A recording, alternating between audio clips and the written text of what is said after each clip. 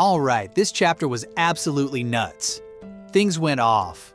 Loki finally shows what he's really made of, and yeah, he wasn't capping when he said he could destroy all of Elbaf. Dude's power is terrifying, and on top of that, we get more Holy Knight action.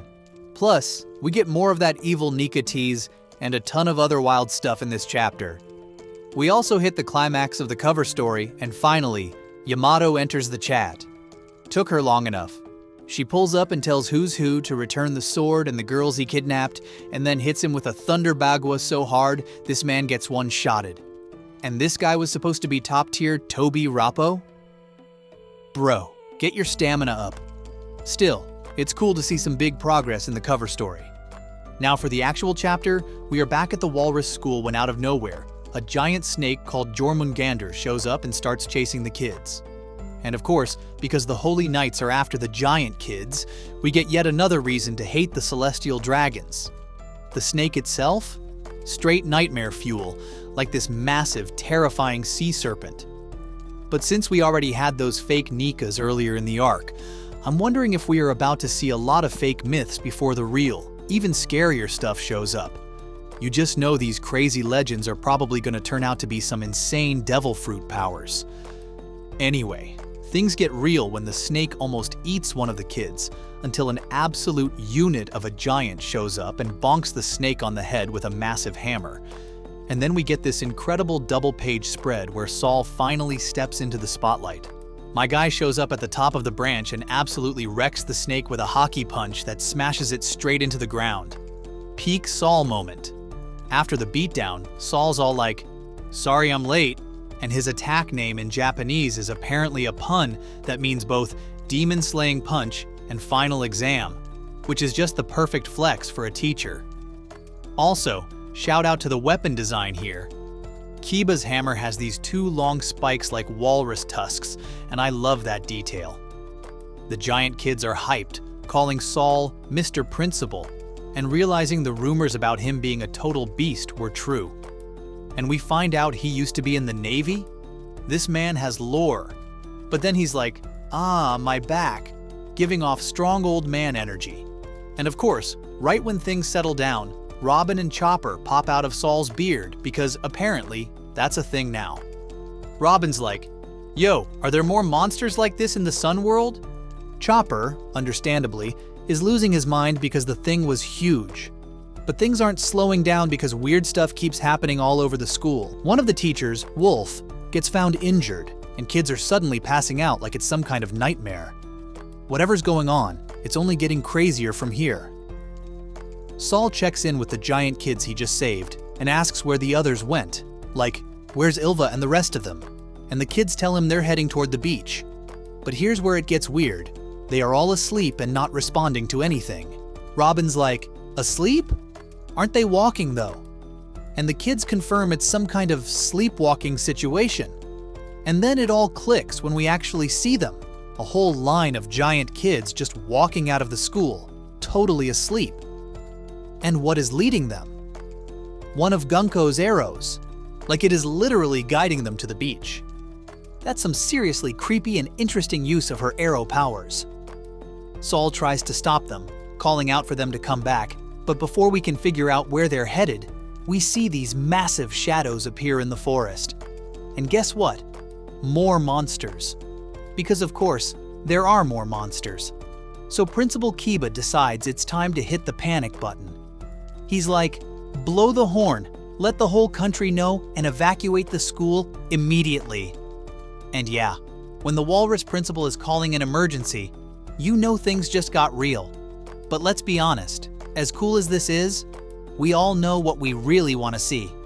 Loki, Luffy, and the others. So yeah, we cut back to the underworld, and Loki is standing there with his weapon, Rager, in hand, and he looks way too calm. Remember, last chapter when he looked like he was on death's door? Yeah? Well, now he's standing tall and acting like nothing happened. If this isn't more proof that he's got some kind of mythical zone devil fruit, I don't know what is. These fruits are known for their insane endurance, and Loki is basically the definition of unkillable right now. Even Shank's brother's attacks couldn't keep him down. Then Loki drops this line. "You think a single sea stone cuff on my leg can restrain my power? How naive. If you want to protect Elbaf, release me immediately, and I'll show you whether or not my words are just an empty bluff." Okay, there's a lot to unpack here. First, we know how sea stone usually works. It's supposed to weaken devil fruit users completely. But Loki is barely feeling it. And the way he phrases it, talking about protecting Elbaf, he raises some serious questions. And before any of that can happen, my guy has to keep playing the villain. Hadrudin's screaming Loki's name. Luffy's like, "You!" And Sanji, always asking the important questions, goes, "What the hell is this guy's deal?" And then Loki just smirks and drops this absolute banger. "I'd hurry up if I were you.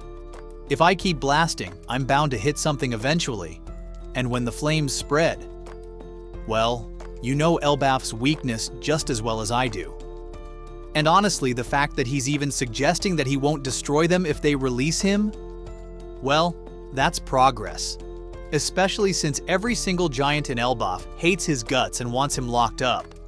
But seriously, who left Ragnir within reach of this man? So Loki, being the absolute menace that he is, straight up swings his weapon, Ragnir, like a baseball bat and smashes the treasure tree at him. At this point, you really can't call Loki a liar when he says he could destroy Elbaf. This dude's not just talking big, he's showing us exactly why they call him the god of destruction.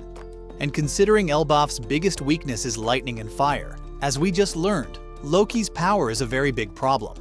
But here's the thing, this wasn't even just a warning shot. On its way down, that lightning also hit part of the Sun World's branches. And yeah, now that part of the forest is straight up on fire.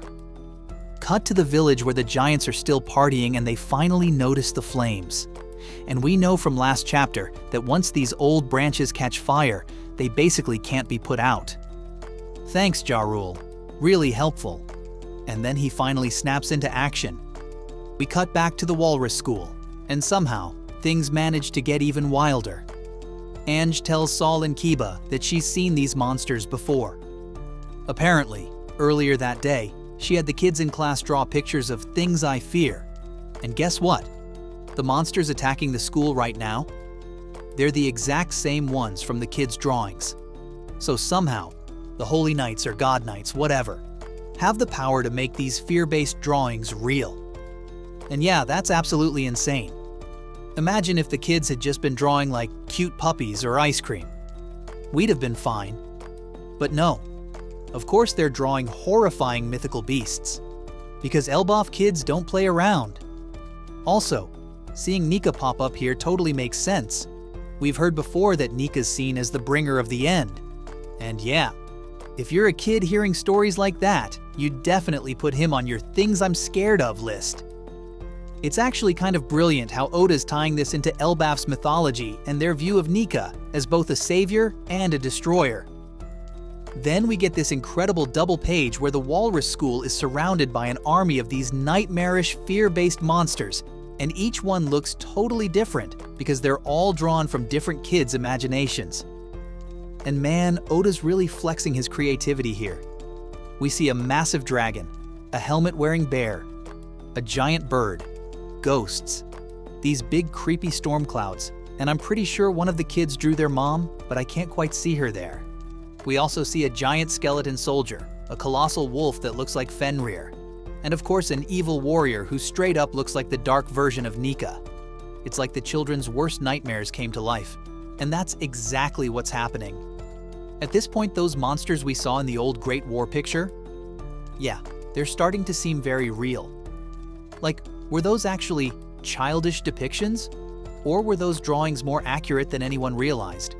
Meanwhile, we cut to the Holy Knights, specifically Gunko, Summers, and Killingham, watching everything from a distance. Shamrock sadly doesn't show up in this chapter, but hopefully next time. Killingham, who's clearly enjoying the chaos, says, "All right, everything's in place." And Summers just casually responds, "Good work, Killingham." Then Killingham drops this ominous line.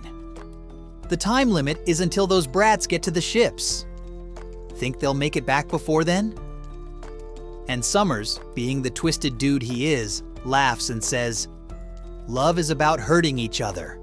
Then he asks Gunko if she has any fears, and Gunko, without even hesitating, answers, "Nika." And oh boy, we need to talk about that. We don't know the full story of why Gunko's so scared of Nika, but it makes a lot of sense when you think about it. She's clearly proud of being a holy knight and getting raised to celestial status, and Nika's the one prophesied to bring down the entire world order that benefits her so much.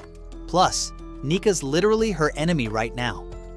Luffy's right there, and if anyone's about to ruin the Holy Knight's day, it's him. But I wonder if there's more to it than just fear of losing her privilege.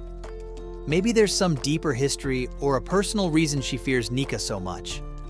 Could be something tied to Elbaf's myths, or maybe even something from her past that we haven't seen yet. What do you think? Is Gunko's fear just about protecting her status, or do you think there's something more personal going on? Let me know your theories. This chapter gave us action, mystery, and some serious end-of-the-world vibes. And with everything building up like this, from Loki's insane power to the nightmare creatures and the Holy Knight's creepy plans, the next chapter's about to be even crazier. Let me know what you think. Is Loki actually going to help Elbaf, or is he just playing his own game? And how the heck are they going to stop this fire and these monsters? Drop your thoughts, theories, and wild predictions in the comments because this arc only getting started. See you again here on 7 Seas.